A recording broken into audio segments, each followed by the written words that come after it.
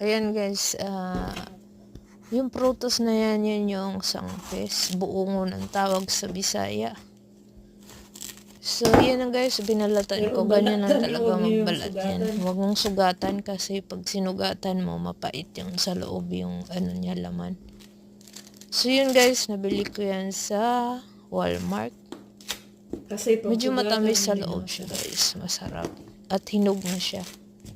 Ayan, binalatan ko dahan-dahan. Kaya yun din ang gawin nyo. Kasi pag sinugatan nyo sa yan, Pilipinas, ang dami mapait to, na sa loob ng ano niya, laman.